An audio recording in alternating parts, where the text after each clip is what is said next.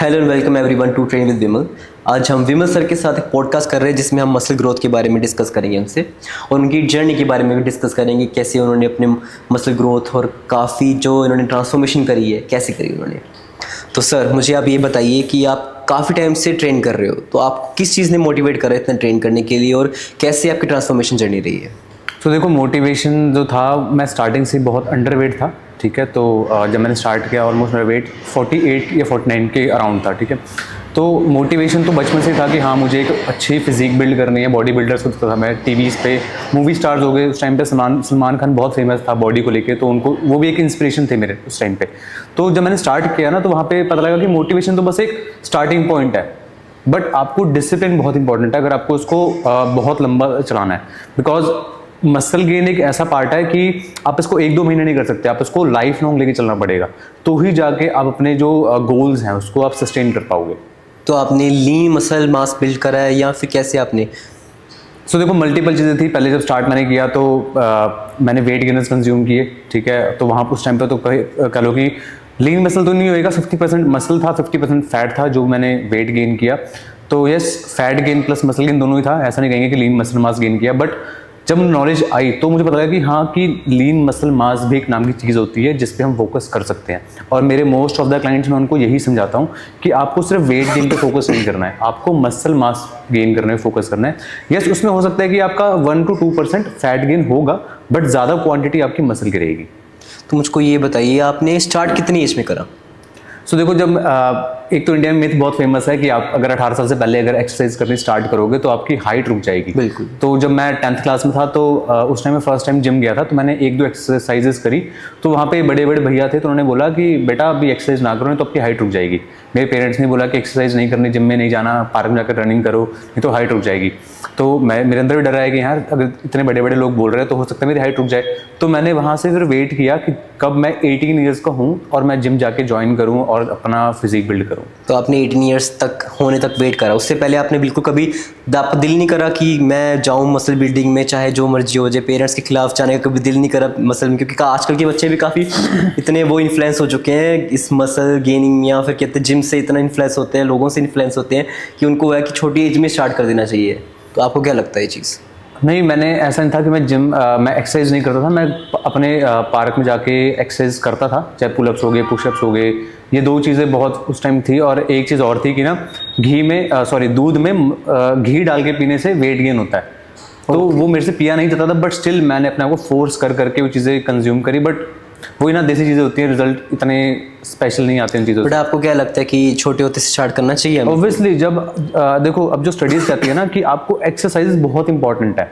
जब आपको लगे, जैसे आज की डेट में जब मैं एक स्केटिंग कोच भी था तो वहाँ पे 3-3 साल के बच्चे भी करते थे एक्सरसाइजेस जो कि स्केटिंग थी। अब हमारी बॉडी को नहीं पता कि हम जिम में एक्सरसाइज कर रहे हैं या फिर हम घर पे एक्सरसाइज कर रहे हैं या हम कहीं पार्क में एक्सरसाइज कर रहे हैं। उन्हें बस रेजिस्टेंस मिलनी चाहिए मसल्स को। बेसिकली जब आप रेजिस्टेंस प्रोवाइड करते हो विद प्रोग्रेसिव ओवरलोड तो मसल ब्रेकडाउन होते हैं। उसके बाद जब आप प्रोटीन कंज्यूम करते हो तो जाके वो रिपेयर होते हैं, और जब सोते हो तो जाके मसल गेन होता है। तो मुझे ये बताइए कि एक किसी क्लाइंट के लिए जिसने अपनी मसल गेन ग्रोथ करनी है, तो क्या उसको स्टार्टिंग से ट्रेनर की ज़रूरत है या कि उसको खुद ही लर्निंग करनी चाहिए पहले? दोनों चीज़ें करनी चाहिए, क्योंकि देखो आज की डेट में हर कोई ट्रेनर है, चाहे यूट्यूब हो, चाहे वो जिम में हो, चाहे वो कहीं बाहर भी हो। जिसने अपने खुद के कुछ भी करके मसल गेन कर लिया तो आज की डेट में वो कोच बन जाता है। बट आपको खुद चीज़ों को स्टडी करना पड़ेगा, क्योंकि आप लाइफ लॉन्ग भी कोच के साथ काम नहीं कर सकते। आपको चीज़ें लर्न करनी पड़ेंगी, चाहे आप कुछ भी खा रहे हो, चाहे आप कोई भी एक्सरसाइज कर रहे हो, पहले पढ़ो उसके बारे में क्या चीज़ है ये। क्योंकि मेरे पास जो मेरे साथ स्टार्टिंग में हुआ वो यही थी कि मैंने बस अंधाधुंध विश्वास किया लोगों के ऊपर, और जो उन्होंने बोला कि ये कंज्यूम करो, ऐसे खाओ, ऐसे एक्सरसाइज करो, मैंने वो चीज़ बस फॉलो करी।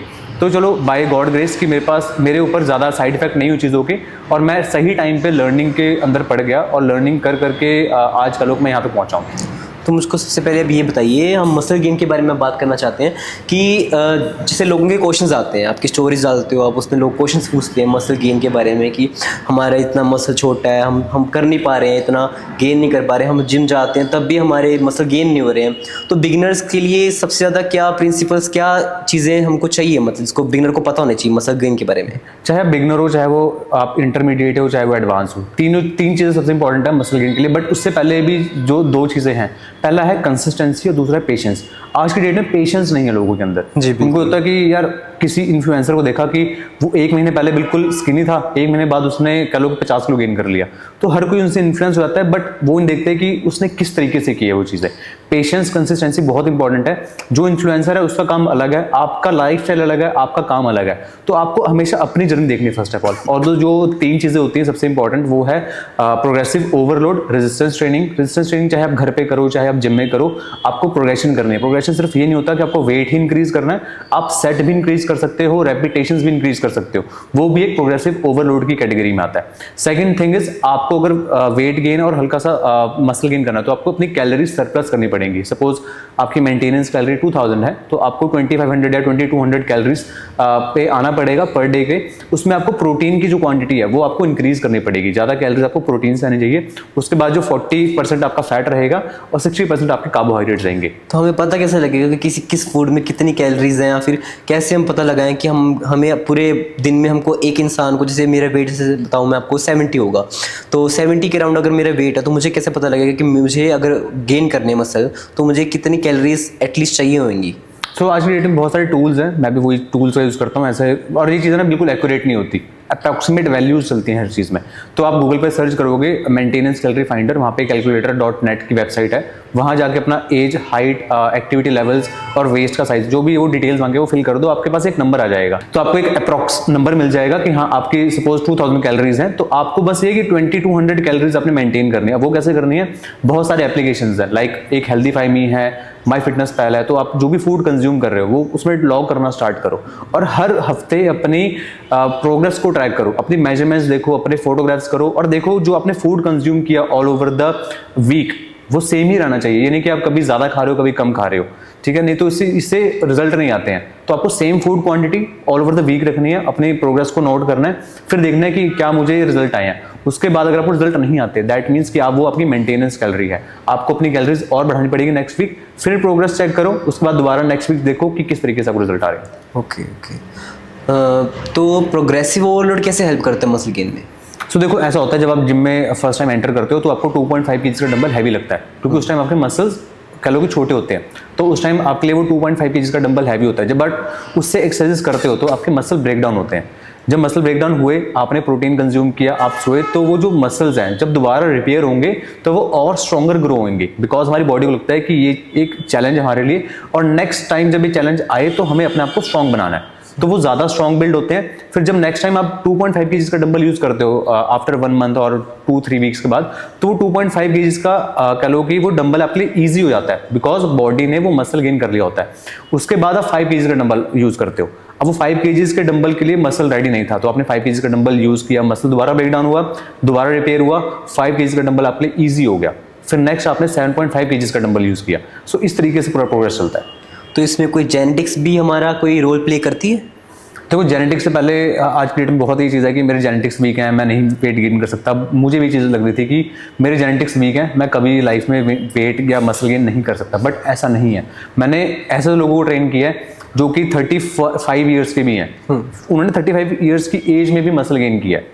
तो ऐसा नहीं होता कि जेनेटिक्स बहुत बड़ा रोल प्ले करते हैं। यस, जेनेटिक्स में बहुत चीज़ें होती हैं, लाइक आपकी हाइट, लिम्ब लेंथ, यानी कि हमारे आर्म्स और लेग्स की लेंथ जो होती है वो मैटर करती है जेनेटिक्स पे, कि आपको टाइम लगेगा मसल गेन करने में एज कम्पेयर टू जिसके जेनेटिक्स अच्छे हैं। बट ऐसा नहीं कि इम्पॉसिबल है, पॉसिबल हर चीज़ है, बट वही है कि पेशेंस, कंसिस्टेंसी चाहिए आपको। बट हमने एक चीज़ देखी है कि जैसे बॉयज़ के या फिर मैन के बहुत ज़्यादा मसल्स आ जाते हैं, बट जो फीमेल्स उनकी इतनी मसल्स ग्रोथ होती नहीं है, तो उसमें क्या है फिर? बिकॉज वो एक टेस्टोस्टेरोन नाम का एक हार्मोन होता है जो फीमेल्स में बहुत ही कम क्वांटिटी में होता है, बट मेल्स का वो मेन सेक्स हार्मोन होता है, जो कि हमें एक कलो की मस्कुलर अपीयरेंस प्रोवाइड करता है, हमारी वॉइस को हैवीनेस प्रोवाइड करता है। मल्टीपल चीज़ होती हैं जो टेस्टोस्टेरोन हेल्प करता है जिन चीज़ों में।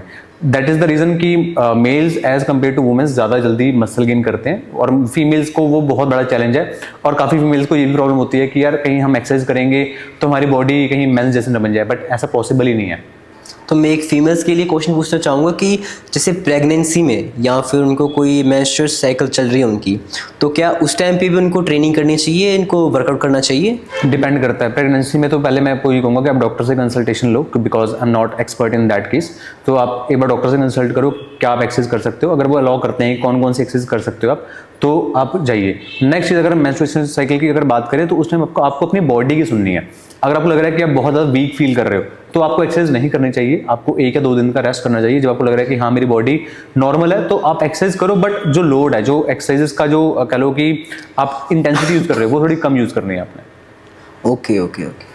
तो मुझको ये बताओ कि जैसे अगर हम वर्कआउट करने आते हैं जिम में, तो ऐसा है क्या, मतलब इफेक्टिव स्प्लिट कह लो, या फिर क्या हमको एक प्रोसीजर फॉलो करना चाहिए जिम में जिससे हमारा ग्रोथ जो है मसल का और प्रॉपर तरीके से हो, बिना किसी इफेक्ट साइड इफेक्ट, या फिर मतलब कह लो, कहने का मतलब है कि बिना प्रॉब्लम के, कि मतलब हमको कंसिस्टेंसी तो चलो मैं मानता हूँ कि कंसिस्टेंसी चाहिए हमें, बट क्या रूल्स फॉलो करने चाहिए हमको कि हमारा डेली वर्कआउट प्लान ऐसा क्या बनना चाहिए? सो फर्स्ट ऑफ ऑल अपना आपको शेड्यूल देखना है कंसिस्टेंसी के लिए कि आप कितने दिन कंफर्टेबल हो और कंसिस्टेंट रह पाओगे वर्कआउट को लेके। सपोज अगर आप वीक में 4 डेज एक्सरसाइज कर सकते हो तो आपको 4 डेज देने ही देने पड़ेंगे। ये नहीं कि आप 4 डेज में से 2 दिन जिम आ रहे हो, और आपने 4 डेज चूज किए हैं तो आप फुल बॉडी परफॉर्म कर सकते हो, या फिर आप अपर बॉडी लोअर बॉडी इस तरीके से परफॉर्म कर सकते हो। अब जो स्टडीज कहती हैं वो कहती है कि आपको मिनिमम हर एक मसल को वीक में ट्वाइस और थ्राइस ट्रेन करना चाहिए। Okay, that is the reason कि पुश पुल लेग आज की डेट में इतना फेमस हो रहा है, क्योंकि पुश पुल लेग में है कि आपका हर एक muscle twice a week train हो रहा है। तो जैसे मैं लगाता हूँ डबल मसल लगाता हूँ, जैसे प्रॉपर पुश पुल तो नहीं लगाता, बट मैं मोस्टली 2 मसल्स को ट्रेन करता हूँ पर डे। तो क्या वो एडवांस के लिए है या बिगनर भी कर सकते हैं चीज़?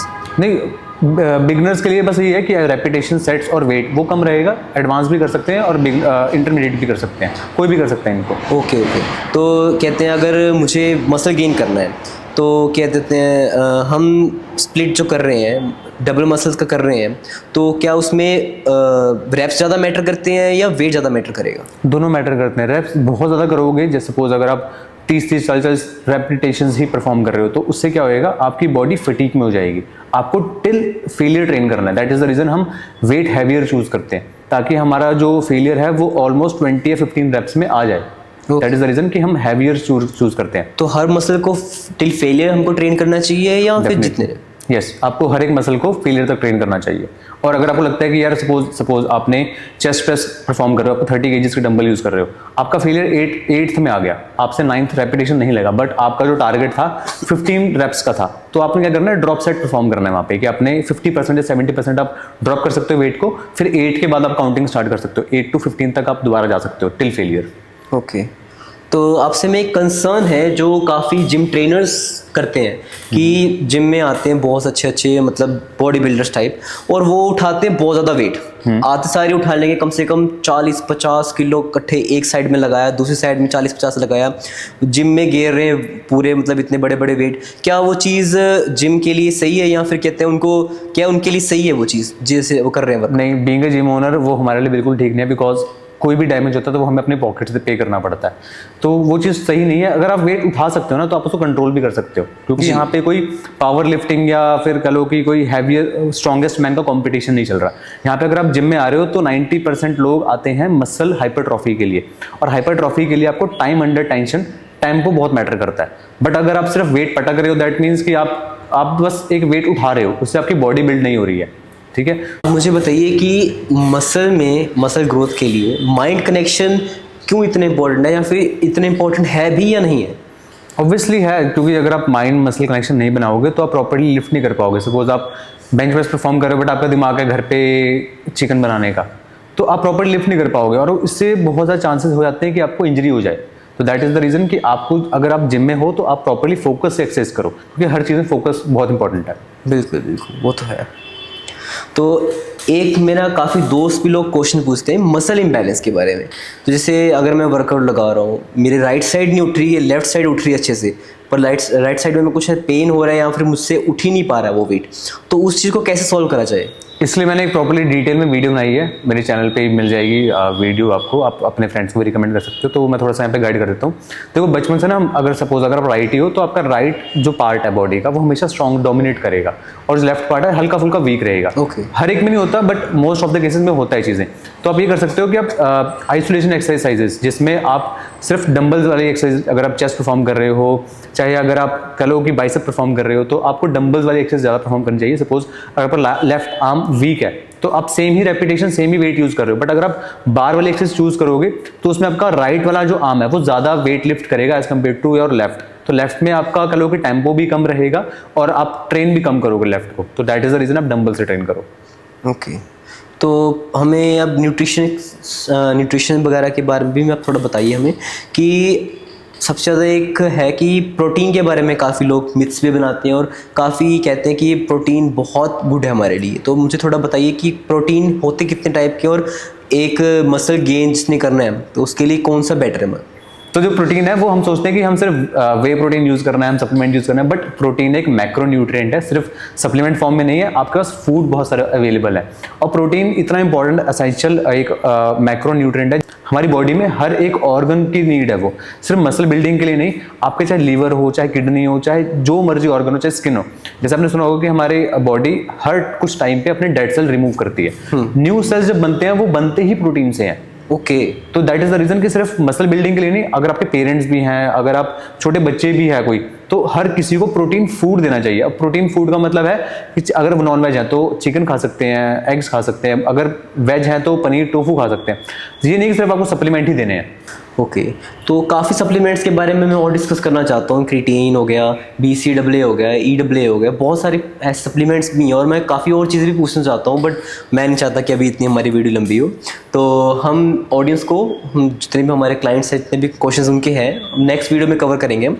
तो इस वीडियो को इधर ही एंड करते हैं। तो बने रहिए ट्रेन विद विमल के साथ और सब्सक्राइब करें इन्हें और इनके इंस्टाग्राम हैंडल को भी फॉलो करिए। उनसे आप क्वेश्चंस पूछ सकते हो, उनसे ट्रेनिंग ले सकते हो, आप उनसे अपने डाइट चार्ट बनवा सकते हो, बहुत कुछ है जो उनसे आप ले सकते हो, ट्रेनर होते ही इस चीज़ के लिए, ठीक है। और मुझे भी फॉलो करिए।